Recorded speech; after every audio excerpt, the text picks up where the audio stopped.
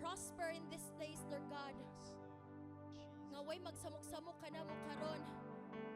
Hallelujah. We rebuke, God, any demonic oppression in this place that will hinder us from experiencing your presence this morning. Magpadayon kita diha sa presensya sa Dios, mga igsoon. Hallelujah, God. Tinuod yun ang giingin sa kanta. Mudayig ta diha sa Ginoo tungod kay gawas no na. Amen and amen and amen. Ato nang gidawat karon, mga igsoon. Mulukso ta, magtagbaw ta, mudayig ta diha sa Ginoo kay kita gawas no na. Amen and amen. Lord, salamat, Lord, sa kagawasan nga mong nasinati. Kung asa man ming lugaran ni dalhon, O God, kung unsa man among mga pagabuhaton sa matag adlaw, even when we are not in the church, walay laing rason, God. Kung asa man ni walay rason na dili ka na mo mahimaya sa mong pagabuhaton. Kung magluto mi, maglimpyo mi, magtrabaho mi, magbantay mi, unsa, we pray and we seek, God, na sa tanan na mong pagabuhaton ko,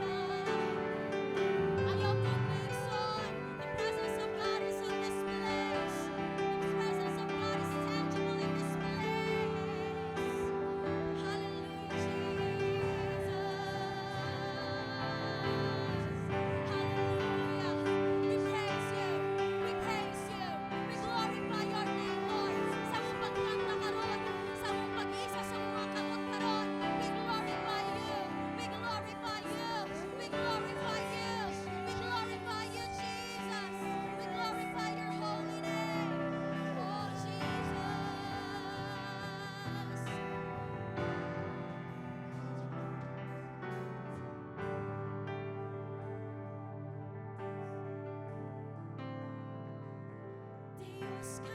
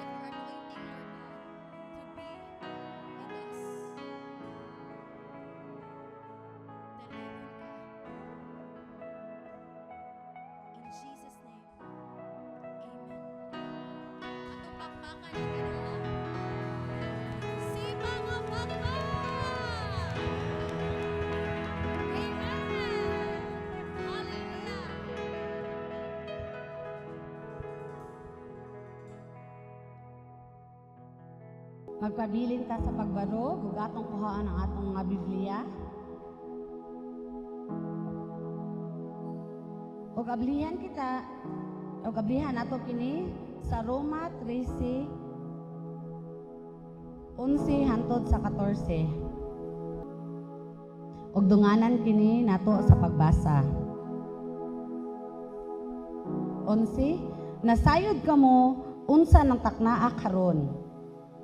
Mauna kini ang panahon nga angay kamong magmata. Kay mas duol na kanato karon ang kaluwasan kaysa pagsugod nato sa pagtuo. Hapit na matapos ang kagabhion ug duol na ang kabuntagon. Busa isalikway nato ang mga buhat nga iya sa kangitngit ug isulob nato ang buhat nga iya nato ang kanalipod sa mga iya sa kahayag. Magtarong kita sa atong pagkinabuhi ingon nga mga tawo nga naa sa kahayag, dili sa pagpatuyang sa paghudyaka ug paghubog-hubog, dili sa kahilayan ug sa kalawayan, dili sa pakig-away ug sa pagkamasinahon. Hinoon, himua ang Ginoong Hesukristo nga inyong tigpanalipod ug ayaw kamo padaog sa inyong lawasnong kaibog. Salamat sa pulong sa Ginoo. Amen. Good morning. Maayong buntag sa tanan. Amen. Sige, maglingkod ta. Salamat sa Ginoo. Grabe ang pagdihog sa ato ang buhi nga Dios, sa iyahang balang espiritu sa atong worship team ganina. Hallelujah. Nagdilaab gayud ang presensya sa Ginoo. Amen. Amen. Kumusta ang tanan? Maayong buntag and welcome. Good morning everyone. Salamat sa Ginoo sa ato ang panagtigom karong kabuntagon. Welcome everyone, and also sa ato ang Facebook live viewers. Good morning, good afternoon, good evening, and welcome. Hallelujah. Okay ra, maglingkod na ta, and then we will pray. Hallelujah, Jesus. Thank you, God. We welcome you, Lord. We honor you, we glorify you, Lord Jesus. You are our Almighty God. You are sovereign. You are in control of everything, O God. Thank you, Jesus, sa imong presensya nga nasa tagsatagsa ka namo og niining dapita karong taknaa, O Dios. Salamat sa imong presensya, O Dios, nga mo'y naghatag ka namo og kalipay, kalinaw, O Dios, that, Lord, our hearts are ready to receive your word, to receive your message this morning. Fill us, O God, with your peace, with your joy, God, with your presence. Fill each of us. Open our hearts, make us teachable, O God. Make us receptive, Lord, by your grace, Jesus. Ang salamat, Ginoo, tanang pagdayeg, pasalamat akong ibalik diha kanimo, O Dios. In Jesus' name we pray. Amen. Amen. Amen. Atong basahon sa ganina ang pagbasa kay Cebuano. Sa ato siyang basahon balik sa New King James Version, English. Okay, so ato ang pamalandungan ni ining kabuntagon gikan sa Book of Romans, chapter 13, 11 to 14. And do this, knowing the time that now it is high time to awake out of sleep. For now our salvation is nearer than when we first believed. The night is far spent, the day is at hand. Therefore, let us cast off the works of darkness, and let us put on the armor of light. Let us walk properly as in the day, not in revelry and drunkenness, not in lewdness and lust, not in strife and envy. Last verse. But put on the Lord Jesus Christ and make no provision for the flesh to fulfill its lust. Amen. Hallelujah. Ang ato ang passage nga ato pamalandungan this morning, gikan sa Book of Romans, written by Apostle Paul. This was written in 57 AD in the heart of the Roman Empire. This was for the Christians atong panahon na sa Roman Empire. and the leaders and the most of the people during the Roman Empire, dili maayo ang ilahang pakigrelasyon sa mga Kristiyanos. Dili maayo ang ilahang relasyon. So it's like hostile or kaaway sila sa mga Kristiyanos. And in this generation, ang mga katawhan nagbuhat og mga laway nga mga binuhatan. And so Apostle Paul, during this time, iyahang gi-urge, iyang gihatagan, iyang gisulatan, himuan niya og letter ang church to wake up. Gihatagan niya og warning. Because the people this day, in this time, wala lang sila nagbuhat og mga laway. They are proud of what they did. This morning, the passage function as a strict warning. Hugot nga pagpasidaan. Dili lang kaniadto, kundi para usab kanato karong mga kapanahunan. And Apostle Paul urges, he gave an urgent command to the church to wake up from sa pagkatulog, pagmata, gikan sa pagkatulog. And the way Apostle Paul wrote it, ang iyang tuno is dili pwedeng maglangay-langay. That's the whole point of the passage. Apostle Paul told the believers to be awake and alert and live a godly life in the midst of the ungodly world system. And so, we will have this title this morning, to wake up, rise, and dress for the day. Kini nga passage, before ni gi-impress nako sa Holy Spirit, this was impressed on this day, and then the next day was Pastor Edgar's preaching pag March 15. This passage, part sa iyang mga teksto. So try mo anang, wow, this is really a confirmation from the Lord nga mo jud ni ang mensahe nga yang ipaabot. So ang subtitle ni Pastor Ani was dress for the day. So ato lang siya sumpayan, wake up, rise, and dress for the day. We will be studying this passage verse by verse by verse. It's like having a devotional. Para simple siya nga pagka-dissect, simplify na to. Para ato jud siyang ma-digest. Kinsa ninyo diri mga morning persons? Kanang mga morning person mo ni ang mga tao who would do things first thing in the morning. Tiwason ang tanang mga responsibilidad sa buntag. Dayon later in the afternoon, relax na. Kaysa morning, diha magawas ang ilang mga idea, and then diha sila productive. I am a morning person. Puna po yung mga evening person. Evening person are those nga relax sa buntag, sa hapon dito na maabtik, especially sa gabi maabtan ni sila kadlawon ang mga tulog kay dito ni sila mogawas ang ilang mga nindot nga mga ideya. I am a morning person, but there are times di sa ko kaingon nga I am a lazy morning person, pero naa mga higayon church nga kapoy kay nako ang pagbangon sa buntag. Pagtingog sa alarm, mobangon ko. Ako palungon kay ipalayo man na ako akong cellphone para mobangon jud ko ba. Pero mobangon ko, palungon akong alarm, dayon mo anak ko. Murag labad man akong ulo. Murag kapoy man, awa na balukot balik. And I am afraid in the spiritual aspect, we need the same persuasion to wake up. Kadumdum ko sa bata pa ko, manuktog ako mama sa door. Kaya ako manglakan, para di ko niya mapukaw. Tuktok ko niya, kusog, bog. Mata na din ha, taas na kayang adlaw, perti pa nimong katulog. That is the same persuasion that we need this morning. Mga mama, mauna ato ang dialogue sa atong mga anak, no? Oy, taas na kayong adlaw, perti pa niyo pangatulog, daghan na kayo mig nabuhat. We all seem to be spiritually asleep. And we need the same persuasion. We need the same persuasion sama sa gihatag ni Apostle Paul to wake up. Dili lang kay mumata, kay pwede man ta mumata nga nagbalukot, but to rise. Bangon.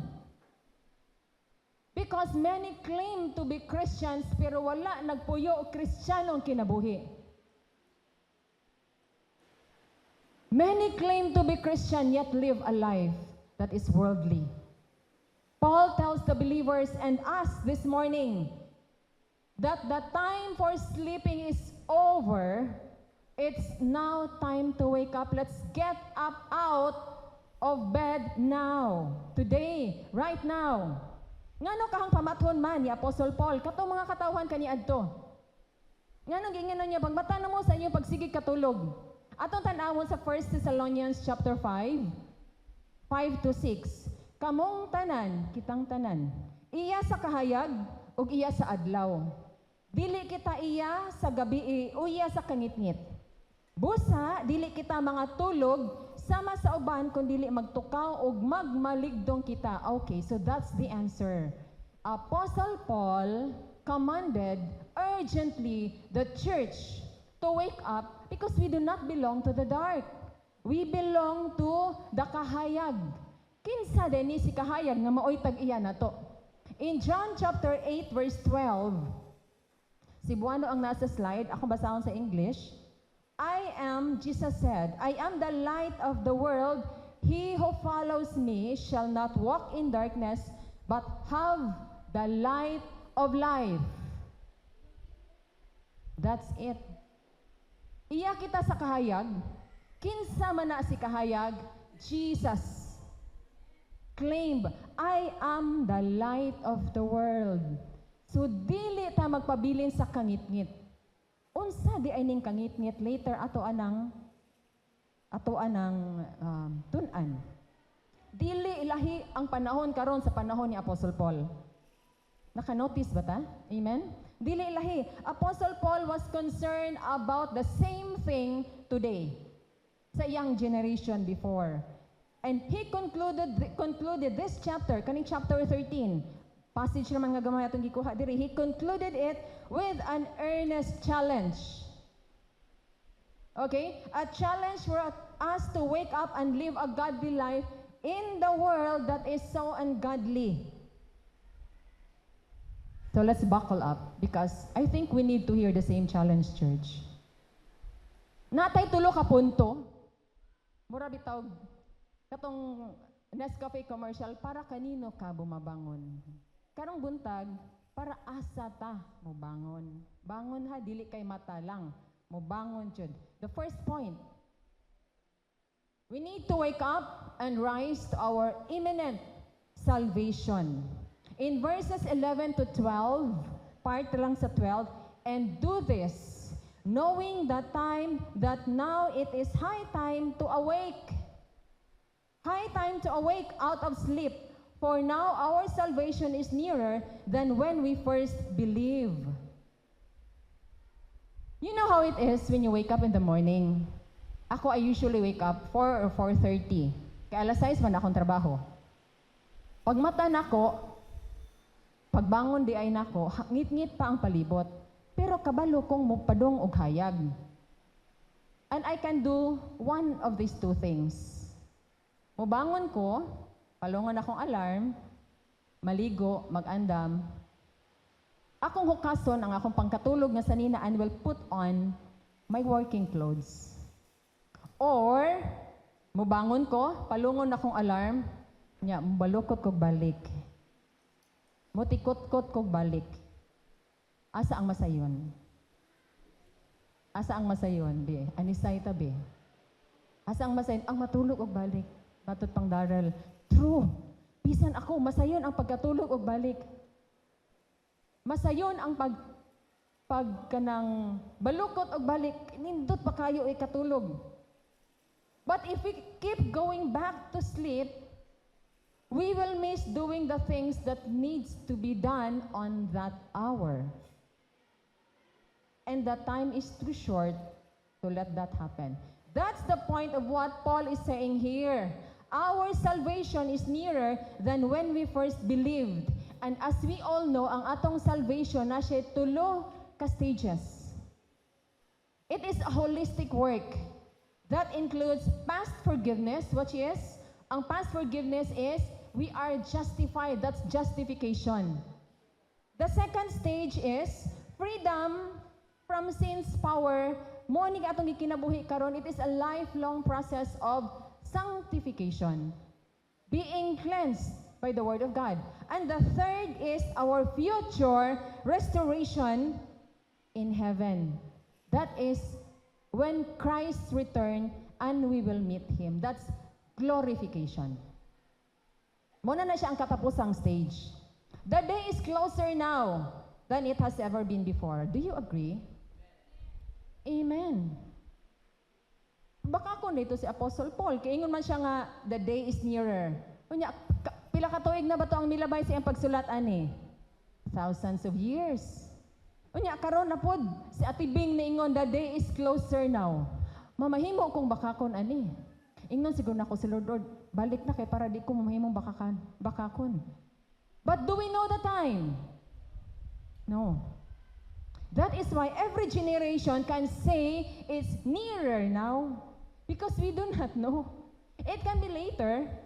Jesus can come back later. It can be tomorrow, days, years after gikan karon, decades or centuries after gikan karon. But still, the day is nearer. Our salvation is nearer than when we first believed that Jesus is our Savior. In Romans 12:a, the night is far spent, the day is at hand.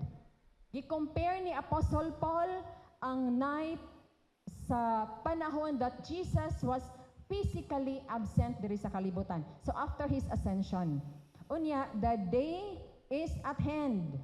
Ang day is at hand is Christ's return.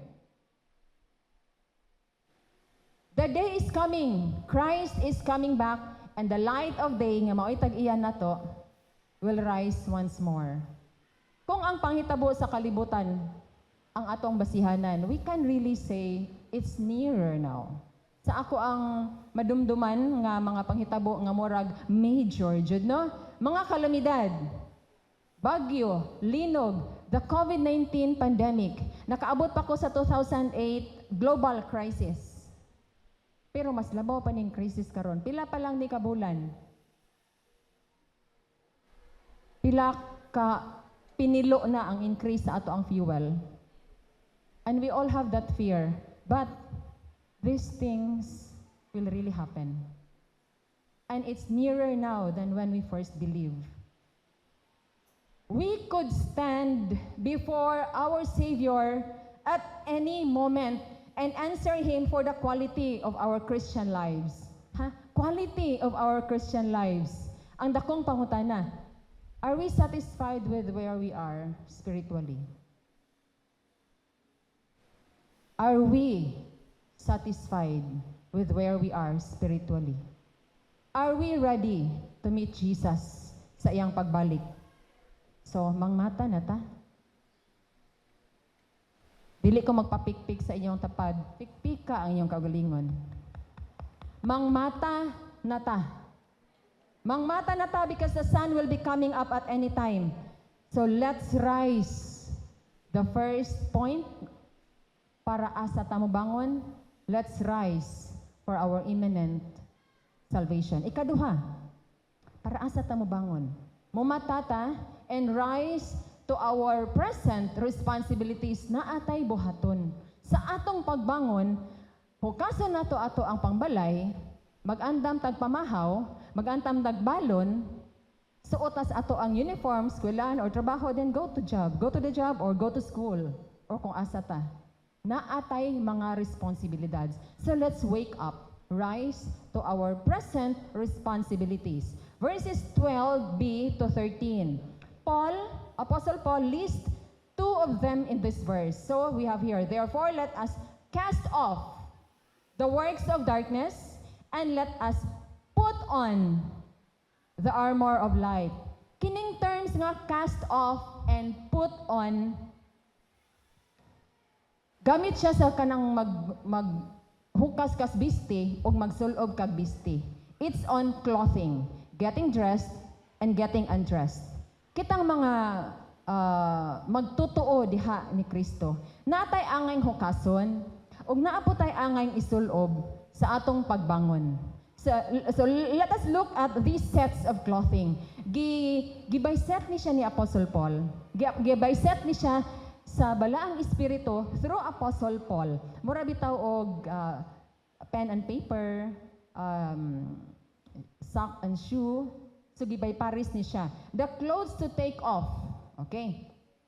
Take off the works of darkness. Later maabot ra ta ato nga mga works of darkness. Ato sang ko ano, why did Apostle Paul use works of darkness? Because people usually do wrong things in the dark. Kadumdum ko sa una bata pa budget ko ha. Mangupit ko og candy sa tindahan sa akong auntie. Pero bata pa ko ato wala man puy Sunday school good ato. Mangupit ko unya dago ko sa kanang sa among balay, mangita akong lugar nga kauno na ko ang tira-tira. Paspasan na ko kaon kanang para di ko makitaan. Imagine ang tira-tira. Ang mga generation karon wala nakailag tira-tira. Paspasan na ko og nanapot sa akong ipon. Bahala na basta mahurot na ko nga di pa ko makitaan. Kisayop man tong mga wat. So ako siyang buhaton nga dili ko makitaan. Works of darkness. Usually, people do wrong things in the dark. So naturally, works of darkness means sinful works. Ang kalibutan is in spiritual darkness. And sometimes Christians, kitang mga Kristiyano, and all the people, we have this tendency to walk as the world walks. We have this tendency to walk as the world walks, kinaapamanta sa world karon, which is in darkness. But dili ni nato buhaton, ato ning i-cast off. So, ang duha ka parisan, unang parisan sa works of darkness nga gimando ni Apostle Paul for us to take off are, matod pa diri sa verse 13, magtarong kita sa atong pagkinabuhi ingon nga mga tawo nga anaa sa kahayag. The first pair, dili sa pagpatuyang sa paghudyaka o paghubog-hubog. Sa English, revelry and drunkenness. We do not usually use the term revelry, pero ang simple day ani niya is pagpatuyang sa paghudyaka o paghubog-hubog. It's an endless search for fun and pleasure. Everybody knows what drunkenness is. Revelry could be partying. Party. Hawak ko ang beat.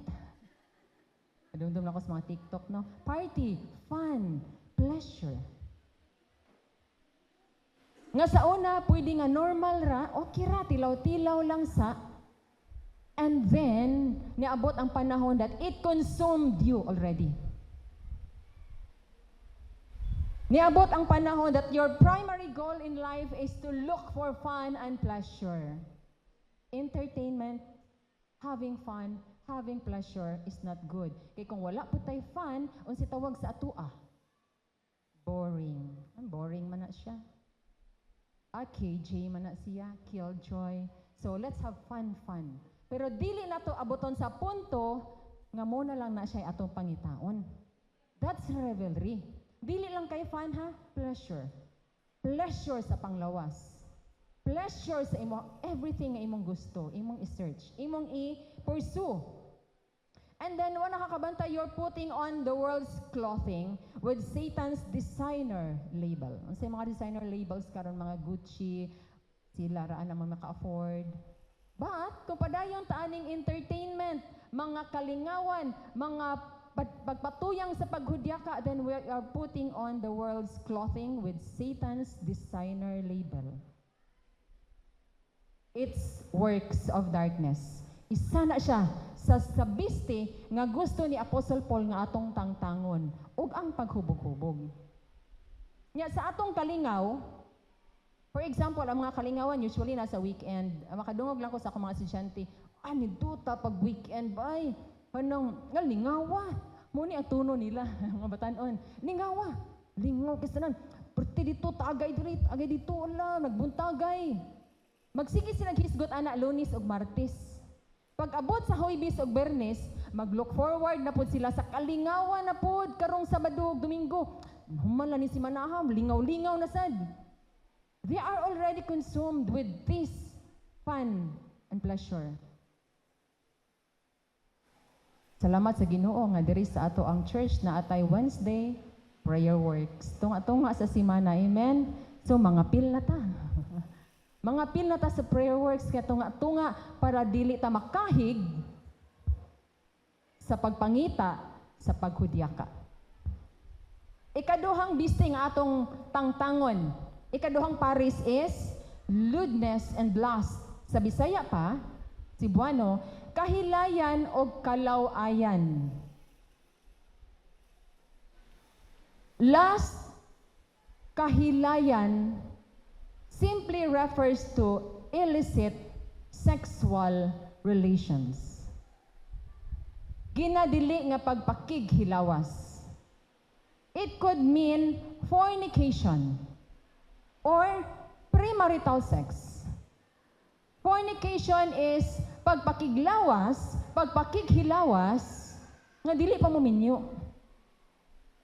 Ikaduha is extramarital sex. Pagpakighilawas outside your bond, outside your marriage, adultery. That's extramarital sex. Prostitution, ang pagbaligya sa imong unod for pleasure. Homosexuality, which is so rampant these days.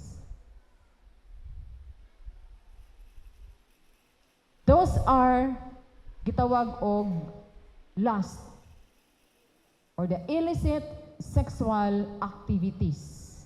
And lewdness is wala lang ka nagbuhat sa mga illicit sexual activities, you are even proud of it. You are bold about it. You are posting it to social media without shame. Sounds familiar karong panahon na? Mo trending ang mga nana nga mga butang. Kay ni trending man siya.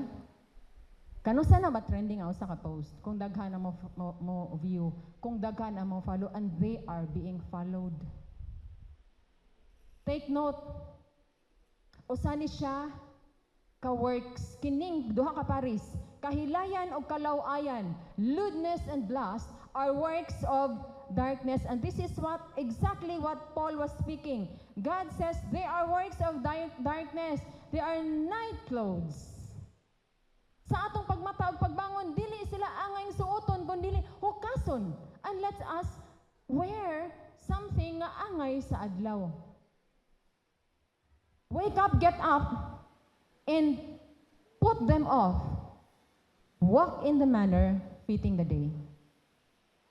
So we have the first and the second pairs. Let's proceed to the third pair.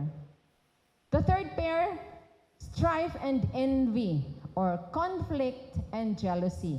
Sa Cebuano, pagpakig-away o pagkamasinahon. Dali ra masabtan, pagpakig-away, pagpagkamasinahon. Ang pagkamasinahon, mo'y hinungdan sa away. Ang away, resulta sa pagkamasinahon. Ngano kang giapil ni siya diri ni Apostle Paul? Kuyog sa kahilayan, kalaw-ayan, revelry, because this is how serious these works of darkness are. Subtle ra, simple ra, pero makakot-kot siya. Pagkamasinahon, envy, jealousy. Okay, mag-illustrate ta. This is neighbor A, this is neighbor B. Unsa mga neighbor? B. Kamo? A. Okay, let's have neighbor A ni palit og motorbike. Brum brum, pwedeng dako as motorbike no. Dili lang nato hunahon-naon ang mahal nga fuel, illustration lang sa ani.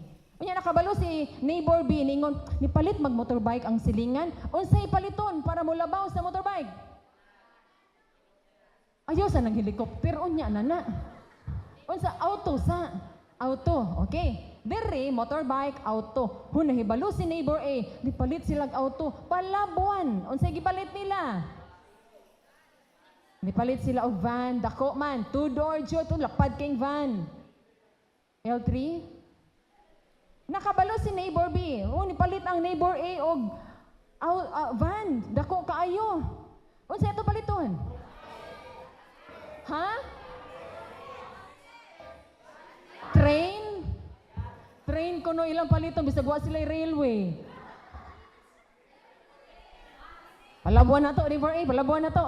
Ni palin sila train, unsa ito paliton? Aeroplano. Oh, na makalabaw si aeroplano. Aeroplano bisag way airport. The point here is, it is man's human, sinful nature. Sinful nature, ha? Ang dili magpalabaw. Kinanglan jud na adyo ko diha.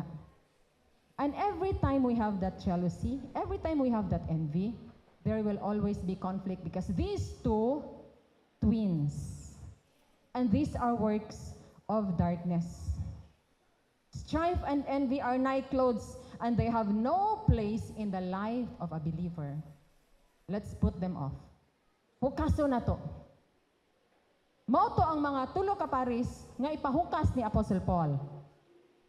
Next, let's look at the clothes to put on. Balik ta sa ato ang passage, verse 12. Ningon diha, therefore, let us cast off the works of darkness. Mao to atong gisgutan, tulo ka paris. And let us put on the armor of light. Kung na-notice ninyo, church, Apostle Paul used the word cast off the works of darkness and put on the works of light. O sige, gamit ni Apostle Paul. Works of light, armor of light. Cast off the works of darkness, pero wala siya ningong put on the works of light. Ang iyang giingon, armor of light. This is to remind us that Christian life is a warfare. That Christian life is usa siya kagubat that we need to fight, and for us to fight, we need to have the armor. The armor of light is described by Apostle Paul pod mismo in the book of Ephesians, chapter 6, verses, I think 13, going forward, 13 to 18. We have there the belt of truth. Ang bako sa kamatuoran, dili ta magpalupig kay daghang bakak nga ihatag sa atoa, daghang bakak nga ibato sa atoa sa kaaway. Let's hold on to the belt. Atong hugtan ang kamatuoran nga ato ang nahibaw-an, atong kamatuoran nga atong nasayran. Ikaduha, we have the breastplate of righteousness. Taming na breastplate of righteousness. The breastplate protects our heart, and our righteousness is Jesus. We need to put Jesus in our heart. He will protect, because ang human heart is deceitful. Dali ra kayo malinlang, weak. Then we have the shoes of peace. Ang atong tiil dapat magsuot og sapatos ang usa ka sundalo padong sa gubat para dili ta matunok. Dili ta matunok sa ato ang pag-go and make disciples, bringing the good news, bringing peace. We need the shoes. And we need the helmet. Shoes, shield of faith. The shield. Because the enemy, padayon na siyang magpana of flaming arrows, we should have that shield of faith. The faith that I am a child of God. And then we have that helmet of salvation that protects our thoughts that we are already saved. And last, the only offensive weapon. What is the only offensive weapon among all the armor? The sword of the Holy Spirit, which is the Word of God. The only weapon nga mo'y makapatay, iduslak. And all of this, kining tanan nga mga armor, they are empowered by prayer. This is the whole thing. This is the whole armor that we need to put on. Muna ningon si Apostle Paul, cast off the works of darkness, put on the armor of light. Every time bitaw mo yung put on, I can remember, di nun ko mabugatan. Bugat kang helmet, no? Shield, breastplate, because that's the armor. Because spiritual life is unsa ganito ang spiritual life? Warfare. Gubat. Nga kinahanglan natong suklan. So, we now know, kabalo na ta sa ato ang best defense, which is the armor of light. This is our best defense against the persistent arrows of attack nga itira sa kaaway nato. If we do not know this armor of light, I think we need to wake up. We need to wake up and rise to our ultimate defense. Unsa kay dipinsa karon sa Israel sa pagpamumba sa Iran nila? Na sila'y drone, no? Unsa gito'y tawag ana nga ma-intercept nila ang mga missiles, mga bomba. That's their defense. Karon unsa atong depensa diri sa Pilipinas? Ug mo tipas pa kaha ang missile diri sa Pilipinas, unsa atong depensa? Mangutkot tas yuta mangita at mukuan sa nang underground or mangutkot na lang tas ulo. We have our ultimate defense in our spiritual aspect. So let's wake up and rise to our ultimate defense. In verse 14, put on the Lord Jesus Christ and make no provision for the flesh to fulfill its lust. Kanilang sinugdanan, but put on the Lord Jesus Christ. Himoa ang Ginoong Hesukristo nga inyong tigpanalipod. Dili siya best defense si Jesus, but ultimate defense. When you say best, na kay lain, na kay tangki digira, na kay fighter jet, niya na kay best. But kita mga Kristiyano, we do not just have the best, we have our only ultimate defense, Jesus Christ. Amen! Atong pagpaka ng atong ultimate defense, hallelujah! Matod pa ni Apostle Paul sa Galatians chapter 3, ningon siya, for as many of you as were baptized into Christ have put on Christ. So sa ato ding pagka-baptize into Christ, have put on Christ. Now, we have done it. Nganong ato man siyang buhaton pag-usab? Because we need to apply to our daily practice what we did the moment we put our faith on Jesus. What we did the moment we accepted Jesus as our Lord and Savior, ato na siyang buhaton matag adlaw, moment by moment, daily.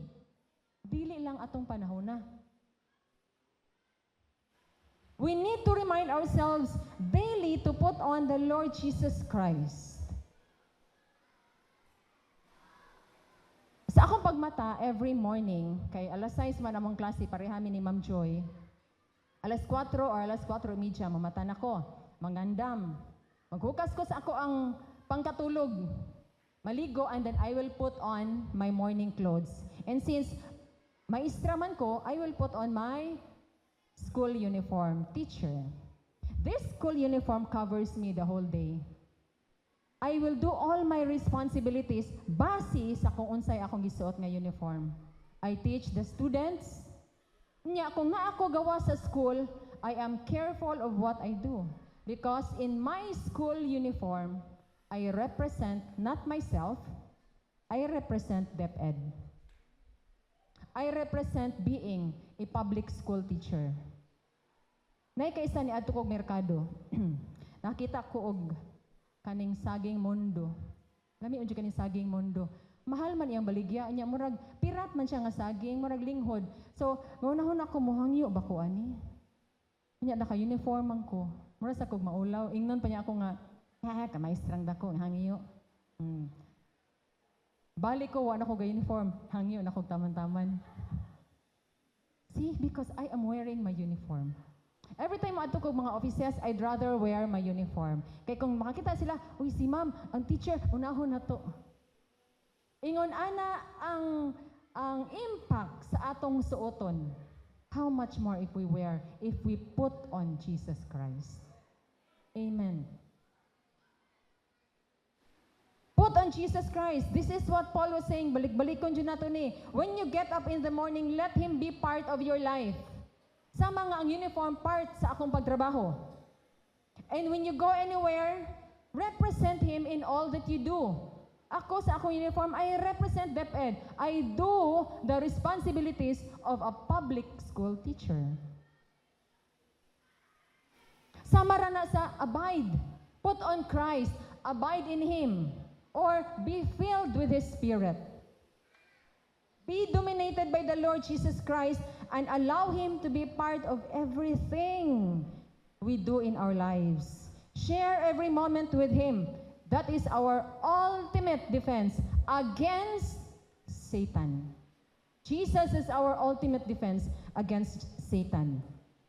And right along with what Apostle Paul warned us or commanded us to put on Jesus, ningon sad siya, make no provision for the flesh to fulfill its lust. Make no provision for the flesh to fulfill its lust. Atong basahon sa Cebuano. Ningon diri, ayaw ka mo padaog sa inyong lawas nung kaibog. Flesh is our weak human nature with its tendency to sin. Flesh is our weak human nature with its tendency to sin. And we all have it. Even after we are saved, daghang higayon that we are tempted. But make no provision for the flesh. Ang pasabot ana niya is that we will not be giving our sinful desires a chance to grow and be satisfied. Naani nga desire jud kung ganaan ko mabalos. Nya usahay i-satisfied yun na to makabalos na ta. Nindota sa akong debate nakabalos ko. You are giving provision for your flesh. Make no provision means we have that desire pero dili nato siya i-allow nga mo grow. Dili nato siya i-allow nga masatisfied siya. It's about avoiding situations. Avoid situations.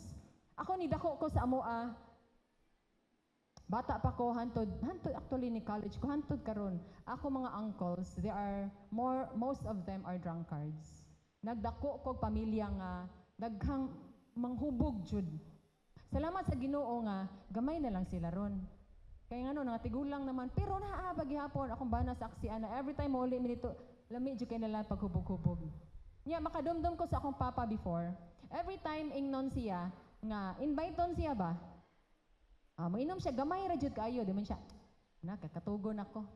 That's avoiding situation. Avoid. Because ang atong flesh, ang atong sundon, this is weak. We will really satisfy our desire. Gusto ta. Nya, dili ra ba ta gusto inom-inom lang, katudyo hantod mahubog. Another situation that we need to avoid. How about married couple? Kitang mga asawa o kamong mga bana. Avoid situations like naamoy mga kachat nga babayi exclusively to you. Yes, they are just friends or friendly chat. Avoid situations like that. Kay pwede dyan na gamiton. And then, later on, nakamata na lang mo, you are doing the illicit sexual relation. Kitang mga asawa, avoid conversation, chat. Sayan na kayo ang pag-chat karon. They are just in the cellphone. Pangumusta to the opposite sex, nga dili nato bana. Let's avoid that. Single men and women, avoid being together alone. Because the temptation of premarital sex is very strong. This is what I keep telling my students. Because sadly, the reality karon sa atong mga kabatanunan, kung makauyab, normal ra ang sexual activity. Please, young people, avoid that situation. Avoid fornication, avoid premarital sex, extramarital sex, avoid pornography. These are works of darkness and we can avoid them. Karon ang temptasyon karon no, kung ang sala ko no, tuwa sa doorbell na mindot, ang temptasyon naa sa pultahan. Nanoktok, duol kaayo. And you know what? All the temptations karon naa sa cellphone nga atong gigunitan. They are just one press away. We can bring them anytime, anywhere. Pag tan-aw dito, open ta og site, pornography site, they are open. YouTube, naa diha ang mga kahilayan, naa diha ang mga fun and pleasures. That temptation is so close. And kung moabli lang tagamay, if we unlock the door, nga naa dito si temptation na noktok, then we are making provisions for the flesh. Ato siyang i-welcome. Church, before preparing this passage, I really have the hard time kay Lord. Dili ko gusto nga mura kog mangisog sa akong preaching. But I need to preach this because this is the truth. This is para unsa man nga gisulat siya diri ni Apostle Paul dinihugan sa balahang espiritu. If we will not teach this, if we will not preach this, if we will not study this. Daghan kaayo mga church leaders international in a very big church, very big congregation who fell into the same sin of sexual immorality. Daghan ta mga nadunggan. Daghan kay mga worship leaders apil sa worship team nga apil ta og kanta-kanta nila kay makita ra nato sila sa YouTube. Daghan sila who fell into the same sexual immorality. And we are not exempted. We need to hear the same challenge. Kadaghanan sa mga katawhan, they don't just fall right away into a serious sin. Pattern pa na niya. Pattern pa. Kabalo na ta sa pattern. We already have the armor of light. We already have the kanahinagiban sa usa ka sundalo. Gamito na to. We already have the belt of truth. Let's use the truth against the lies nga gibato nato sa atong kaaway. Let's wake up to our ultimate defense, atong kinakusgan og nag-inusarang depensa nga mao si Jesus Christ. Amen. Hallelujah. Let's put on the Lord Jesus Christ and get to know Him intimately. Let's be conscious of the presence of Jesus through the day. Natong tanan.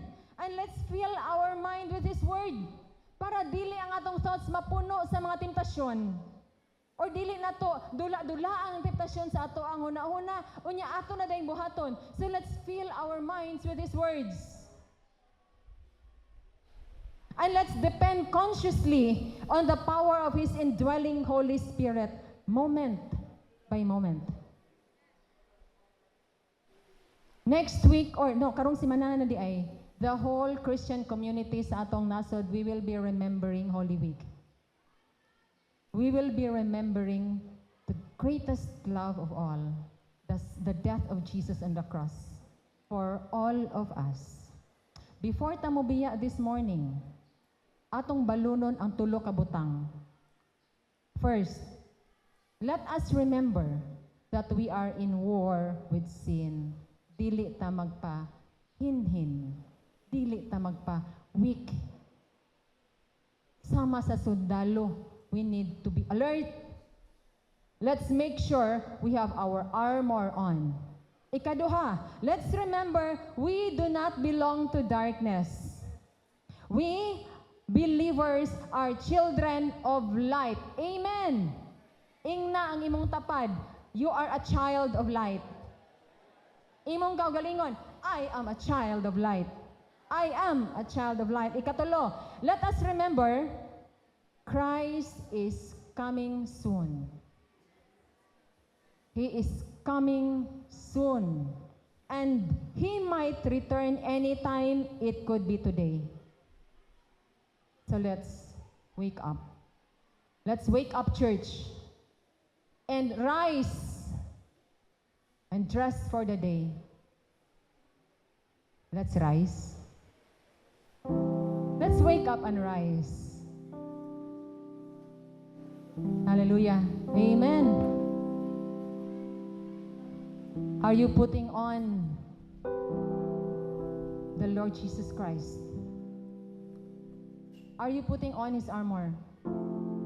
Alala ko i-share, gamay lang jud nga story before ta ministering song. Before having this passage, I ask God, every time I will be asked to preach here, I will really have that heart test. Lord, asa man nga verse or passage ang ako ang i-preach karon.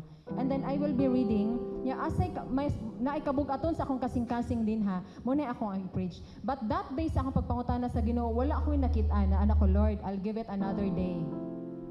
Ugma, Lord, tagay kog passage. The night before ni Ugma, I had a dream. And I really believe nga usay ang Ginoo mang mensahe mohatag nato og mga pagpadayag through dreams. Sama sa ato ang ganinang buntag na ini-share nga grabing kadaugan, ato ang brother diri ganang buntag mi-share sa iyang kadaugan nga example po niya nga gipadayogan siya sa Ginoo in a dream. So I had a dream that night, and usually ako kung mag-dream ko, I already shared this to my daughters. Mag-dream gani ko, pagkabuntagan na gusto na ko dumduman na akong gidamgod, dili dyan ako siya madumduman. Most of my dreams. Pero that night, kini nga dream, every detail, ako pang ma-picture out sa ako ang mind. So clear, so vivid. The dream was about the rapture. Alam ko, Lord, basig nagadamgo ko rapture kay sigig tanaw aning mga gira sa Middle East, kuno na ako rapture na. But I don't take it as a coincidence. I dreamed sa ako rapture, I saw my whole family. I saw people. Unya, niabot ang taas kasi nga dream, ato na lang i-shortcut. Hanto niabot ang time nga my whole family, my parents, my brother, my sister, and their families, they're all gone. Nabilin ko. But the comedy part is, nabilin ko kanay part 2. May batch 2. Yeah, before ko na batch 2, I saw on the road lots of clothes and lots of people panicking. Nagdagan kay nangawala ko no ilahang mga anak. I can really, kung maayo pa lang ko mo-paint, I can really paint my dream. I saw people running, nangawala, ngano ni, and I was calling them. Dali mo tuod ni kay wala mo ni tuod ni Ginoong Hesus. Dawatan ninyo si Ginoong Hesus. Dawatan ninyo siya as Lord and Savior. Let Him be your Savior. And then, after ato nga scene, napagito'y scene nga, nanulod og groceries. Yeah, I was telling them, dili na mo mamalit ka, dili na madala. I have this urgency in my dream. Unya, one click sa akong dream, next nga scene, makaan ako, naapil ko sa rapture. Oy, kay next nga scene, naan naman ko sa heaven. Hallelujah. And you know what? I saw my husband. Ako siyang ingnan. I saw his young version. Nakita na ko, kita mo ko siya mga picture sa Batanon pa siya. So nakita na ko, Batanon, man akong bana. So, mooy ending sa akong dream, and it was a vast of grass field. Grabe. Yan anak ko, langit, Junin Lord, kaya nakita na akong bana, bata pa. Comedy siya, gamay, no? But the main point there is, when I woke up, physically, sa akong pagmata na Jud, I had this fear. Na Lord, I do not want to be left behind. Because His second coming is real and it's nearer. Duol na. I cannot imagine myself being left behind. Kay walay batch 2. Sa damgo raton ako. So this morning, every day, every moment of our lives, let us declare this song. Daily, moment by moment. Let us declare that sa matag adlaw, we want Him. Intimately with Him. Every day, every moment of our lives. Hallelujah, Jesus.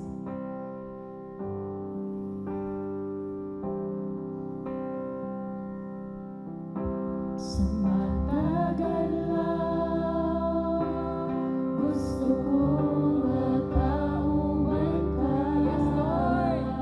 Sa matag adlaw, O Diyos, gusto ko, Lord, nga kauban ka, Ginoo. Ikaw lang gayud, Ginoo. Sa tanang Yes, Amen. Sa tanang buhaton ko. gusto kong makauban ka. Amen. Sa matag adlaw, gusto kong makauban ka. Atong isa to ang mga kamot, church, in declaration that Lord, sa matag adlaw, ikaw ang among gitinguha nga makauban o Dios. Ikaw ang among sulubon sa matag buntag sa among pagbangon o Dios. Yes, amen.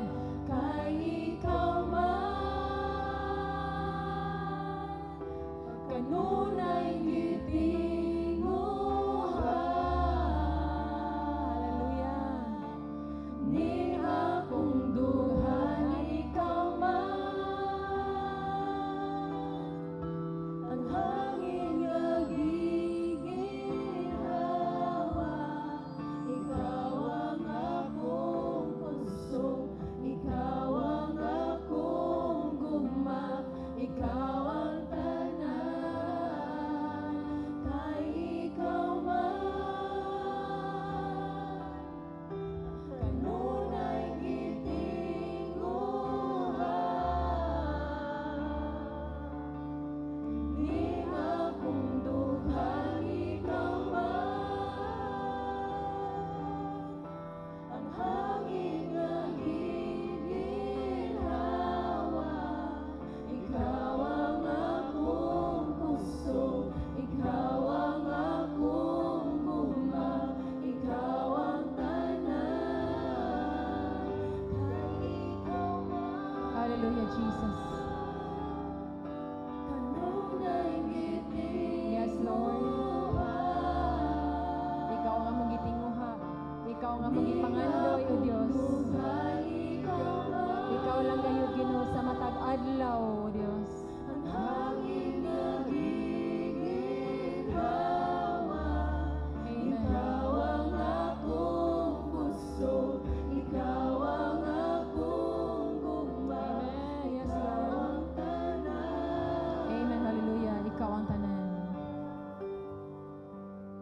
Kay ikaw man. Yes, Jesus. Sama sa hangin nga magiginhawa, O Dios. We want you to be part of our lives every moment by moment, daily, O God. Nga sa matag adlaw, Lord, this is our declaration. This is our declaration nga sa matag adlaw, ikaw ang among gipangandoy, ikaw ang among handumon, ikaw ang among makauban, Ginoo. We will cast off the works of darkness and we will put on you, Lord Jesus Christ, our ultimate defense, our Savior. Before me manguli